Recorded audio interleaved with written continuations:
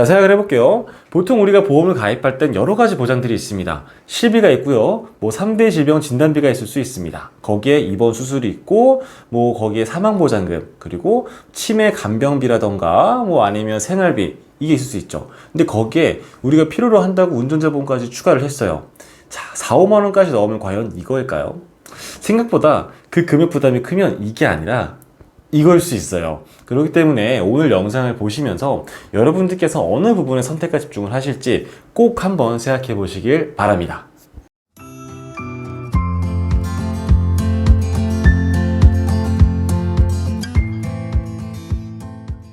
우리는 살아가면서 고정적으로 나가는 비용들이 있어요. 그게 관리비가 될 수도 있고 아니면 생활비가 될 수도 있고 거기에 추가로 보험료가 될 수도 있겠죠. 근데 보험도 우리가 한두 가지 드는 게 아닙니다. 종류가 너무 많아요. 그러면 우리가 주어진 여력선에서는 저는 최대한 선택과 집중을 하는 게 맞지 않나 싶습니다. 물론 여력이 있는 분들께서는 다 가입하면 되세요. 근데 저처럼 빚이 있고 가정에 있어서 용돈 받고 있는 이 30대 가장의 마음으로서는 사실 그런 금액들이 너무나 부담이 될 수 있습니다. 그런데 또 필요한 건 또 가져갈 수밖에 없어요. 그렇기 때문에 오늘 운전자 보험에서는 꼭 여러분들께 선택과 집중에 대한 제 생각을 전달해 보려고 합니다. 자, 운전자 보험은 왜 가입할까요? 자동차 보험에서 보상하기 어려운 것들을 운전자 보험에서 보상할 수 있기 때문입니다. 자동차 보험은 기본적으로 대인과 대무에 대한 보상을 하고 있죠.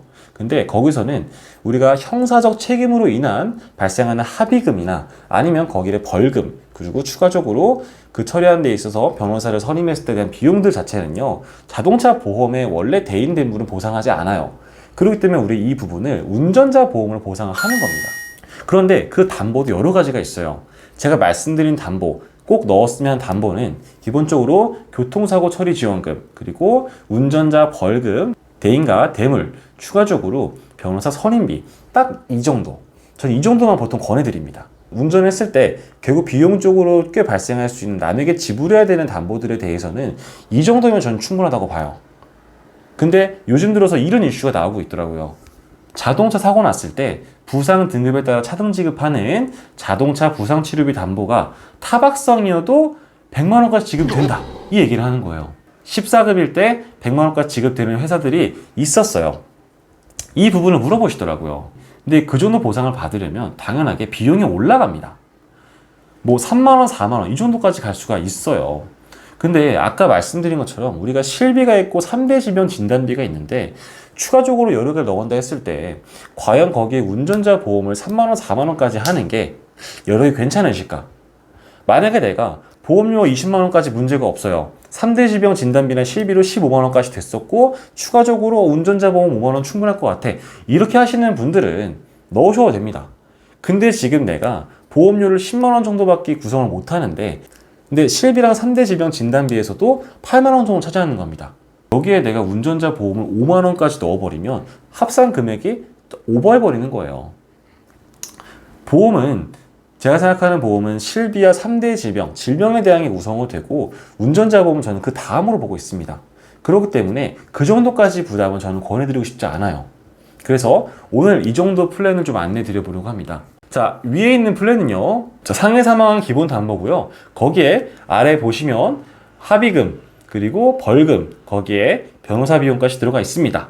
그리고 이 상품 같은 경우는 그리고 보통 플랜 같은 경우는 최저보험료가 있는데 이 플랜은 최저보험료가 10,000원이에요. 그래서 어쩔 수 없이 자동차 부상치료비를 조금씩 넣었습니다. 자, 근데 이 정도 보험료 비중을 보면요, 제가 담보별 비용을 설정 안 했지만 저기 보시는 자동차 부상 치료비 2천만 원이 거의 전체 보험료의 절반 정도 차지했습니다. 근데 요즘 판매하는 건요, 저게 5배까지 보상이 된대요. 14급에서 100만 원. 그러면 보험료가 얼마 나오겠습니까? 제가 봤을 때 2, 3만 원은 가뿐 넘을 것 같아요.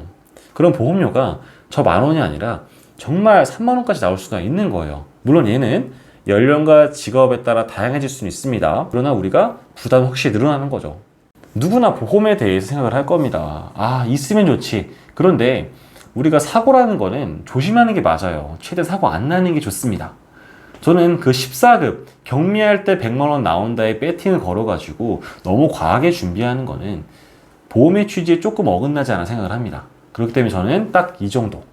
납입할 수 있는 수준, 납입할 수 있는 여력, 이 정도에서 준비하는 게 적합하지 않을까 싶어요. 자, 보험이라는 건 항상 말씀드립니다. 정답이 없습니다. 여력이 있는 분과 아닌 분들이 있고, 보험에 대한 가치관에 따라서 또 선택지는 달라질 수가 있어요. 근데 이주영 팀장의 생각은, 저는 실비와 3대 질병비는 그 무엇보다 기본이 된다고 봅니다. 그 이상적으로 준비를 할 때는 정말 딱 필요한 것들만 챙기는 게 좋지 않을까. 저는 보험에 대한 그런 생각을 갖고 있습니다.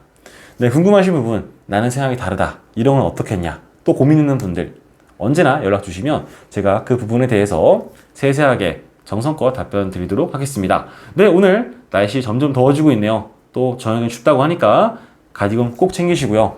오늘도 행복하시길 바랍니다. 감사합니다.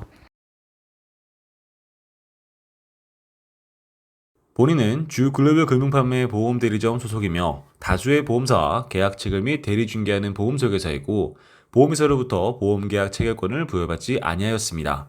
주 글로벌 금융판매 대리점 소속 보험 설계사는 해당 상품에 대해 충분히 설명할 의무가 있고, 가입자는 가입에 앞서 이에 대한 충분한 설명을 받으시기 바랍니다.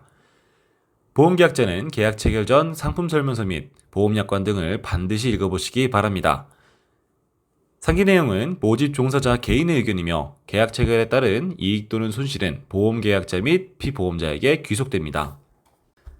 본 광고는 손해보험 광고 심의 기준을 준수하였으며 유효기간은 심의일로부터 1년입니다.